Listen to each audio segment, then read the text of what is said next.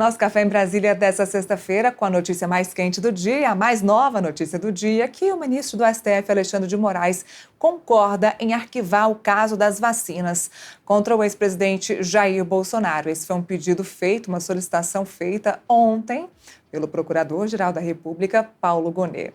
Para falar sobre isso, também para falar sobre outros assuntos, eu converso hoje com o advogado penal, Rafael Paiva. Oi, doutor Rafael, boa tarde. Obrigada por participar com a gente aqui no Café em Brasília. Olá, Neila, tudo bem? Boa tarde a todos. E o prazer é todo meu. Espero poder colaborar trazendo algumas informações jurídicas sobre esse assunto que realmente está dando o que falar. Bom, vamos começar então por essa última notícia. O ministro Alexandre de Moraes acabou arquivando de fato o pedido do Procurador-Geral da República sobre o caso do cartão de vacina de Jair Bolsonaro. Lembrando que só de Jair Bolsonaro, isso porque Mauro Cid, por exemplo, teve o seu caso enviado para a Justiça Comum.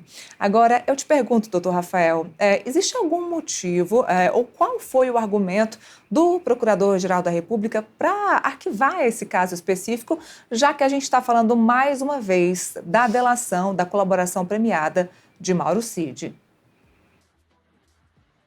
Pois é, Neila.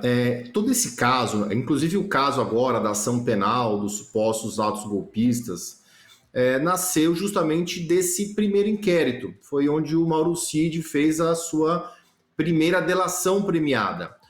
No entendimento da Procuradoria-Geral da República, a delação não se confirmou. E esse é justamente um requisito da nossa legislação. Então, a denúncia, a delação premiada por si só, ela não é suficiente para iniciar uma ação penal. Ela precisa vir necessariamente corroborada, confirmada por outros elementos de prova.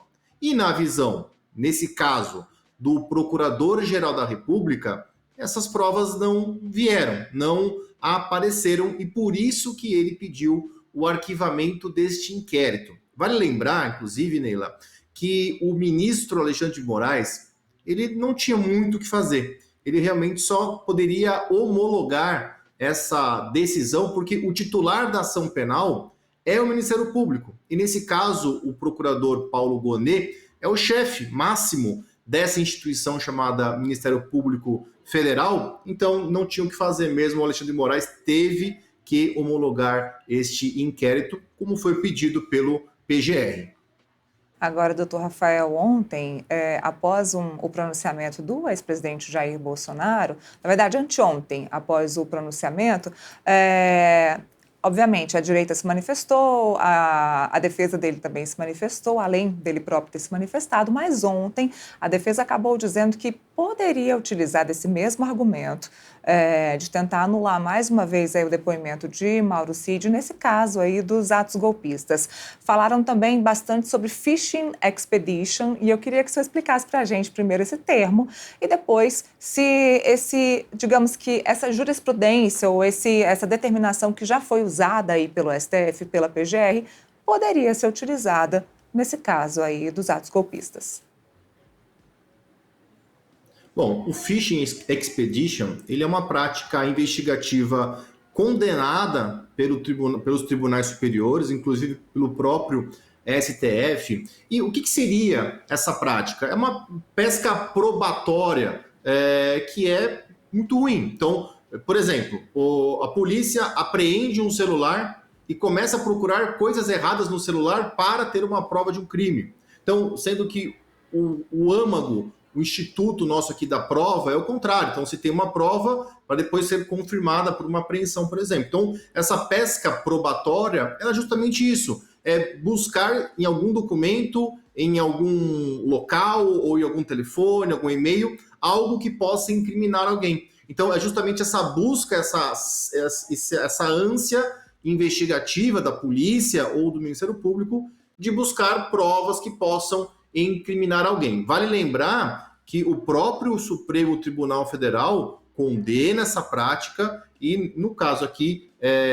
me parece que sim, foi praticado um pouco do Fishing Expedition. Agora, precisamos ver qual que vai ser o resultado disso no julgamento que se aproxima. Tá? Agora, Com relação à sua primeira pergunta, sobre a delação do Mauro Cid, a minha análise é de que uma coisa não tem necessariamente a ver com outra. Então, o fato do Procurador-Geral da República ter pedido o arquivamento naquele momento com relação ao inquérito das vacinas não significa que, com relação aos atos golpistas do dia 8 de janeiro, ele tenha encontrado outras provas. Agora, um ponto fundamental para a gente trabalhar aqui também é que essa delação do Mauro Cid, e isso não é uma invenção minha, Neila, é a própria jurisprudência do STF. É uma colaboração premiada que deveria, pelo menos, ser anulada.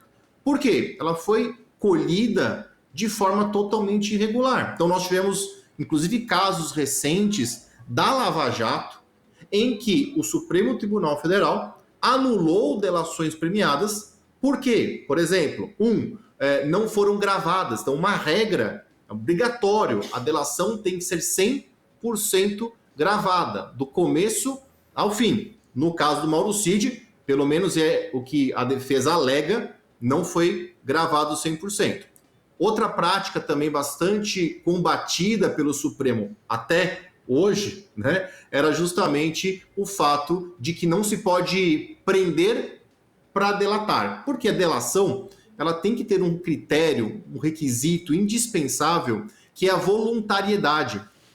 Se eu não me engano, o próprio ministro Barroso, mas com certeza um ministro da Corte, chamou essa prática, num outro caso, de a tortura do século XXI. Então, é uma prática de se prender, cortar os laços da pessoa presa com os familiares, que é o que aconteceu com o Mauro Cid, para que ele delate. Então, no caso do Mauro Cid, isso ficou ainda mais latente, porque ele começou uma delação, depois foi solto, disse que tinha sido coagido a delatar até o que não sabia, foi preso novamente, depois deixou de ter contato com a família, e aí fez uma nova delação, e nessa nova delação, após ele realizá-la, ele foi libertado. Então, é uma delação que gera muitas dúvidas. Evidentemente que só a delação por si, ela não pode ser suficiente. Então, o objetivo aqui da Procuradoria-Geral da República vai ser demonstrar que, além da delação, possui outras provas. E detalhe, não podem ser provas que venham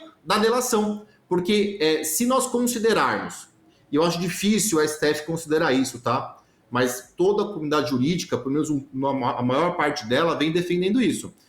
A partir do momento em que o STF declare essa delação nula, todas as provas que nasceram dela também são consideradas nulas. É o que a gente chama de teoria dos frutos da árvore envenenada. É uma teoria jurídica, mas que encontra amparo até na Bíblia. Até lá escrito lá, a figueira podre vai dar frutos podres. Então, a delação do Mauro Cid, finalizando aqui meu raciocínio, ela gera bastante desconforto e vai ser uma briga muito grande. A defesa com certeza vai buscar essa nulidade dessa delação, ou dessas delações, que foram algumas, no âmbito desse processo.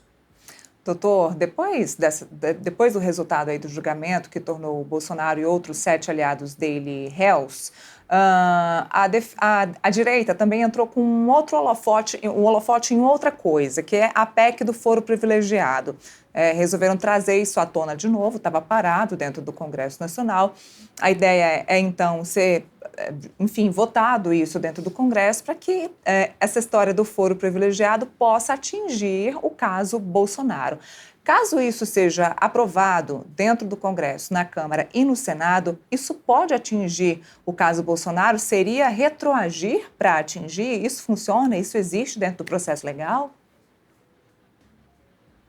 Olha, essa PEC do foro privilegiado, se for a mesma, ela já tramita desde 2019. Inclusive, me parece que já foi aprovada no Senado, agora precisa ser aprovada na Câmara, e na Câmara está parada desde então.